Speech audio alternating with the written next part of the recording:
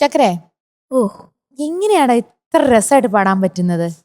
ആരാ നിന്റെ ഒരു ഇൻസ്പിറേഷൻ, അല്ലെങ്കിൽ എന്തോ നിന്റെ മനസ്സിൽ ഭയങ്കര ഒരു അതല്ല, ഒരു സന്തോഷം അലയടിക്കുന്നുണ്ട്. ആ സന്തോഷത്തിന്റെ കാരണമാണ് എനിക്ക് അറിയേണ്ടത്. കാരണം ഈ പാട്ട് ഒട്ടും സിമ്പിൾ അല്ല. അത്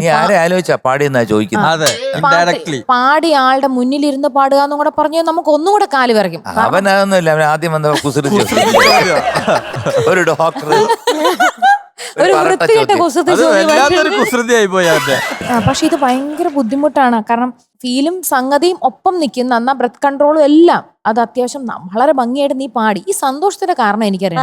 കഴിഞ്ഞ എപ്പിസോഡിലല്ലേ ഗേൾ ഫ്രണ്ടിന് വേണ്ടിട്ട് ഡെഡിക്കേറ്റ് ചെയ്തത്? അല്ല, ഇവനല്ല. പറഞ്ഞിട്ടുണ്ട്. അല്ല,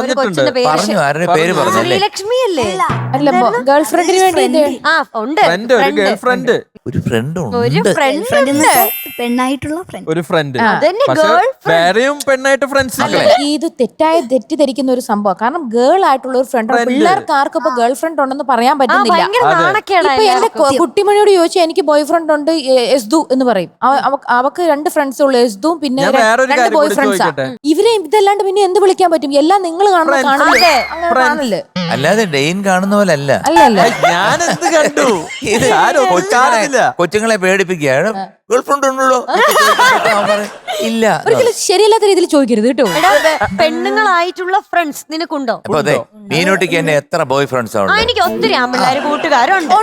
അതിനെന്താ ഇപ്പം ആർക്കും ഡെയിൻ ചോദിച്ചു കഴിഞ്ഞാൽ പറയും എനിക്ക് ആരുമില്ല. ആരുമില്ലേ? എനിക്ക് ബോയ്സും ഗേൾസും ആയിട്ട് ഫ്രണ്ട്സ് ഉണ്ട്. ബോയ് ഫ്രണ്ട് എന്നോ ഗേൾ ഫ്രണ്ട് എന്നോ ഞാൻ പറയുന്നില്ല, ഫ്രണ്ട്സ് ഉണ്ട് ഞങ്ങൾക്ക്. നീ ആ പറ്റേ നീ എനിക്കല്ലേ നിൻ പാട്ടിനിക്കൽ ആ പോർഷനൊക്കെയാണ് ഈ പാട്ടിന്റെ നമ്മുടെ ഇതെന്താണ് നിനക്ക് ഇത്ര സന്തോഷം അത് പാടുമ്പോ?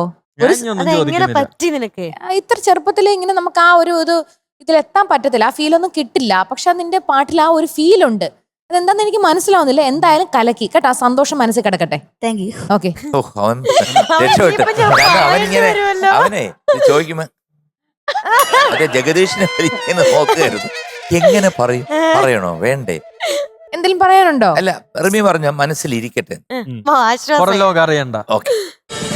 ഫ്ലവേഴ്സ് ഒരുക്കുന്ന കാഴ്ച വസന്തം യൂട്യൂബിൽ പ്രേക്ഷകർക്ക് ലൈവായി കാണാം. ഫ്ലവേഴ്സ് കോമഡിയിൽ ജോയിൻ ചെയ്യൂ, ആസ്വദിക്കൂ.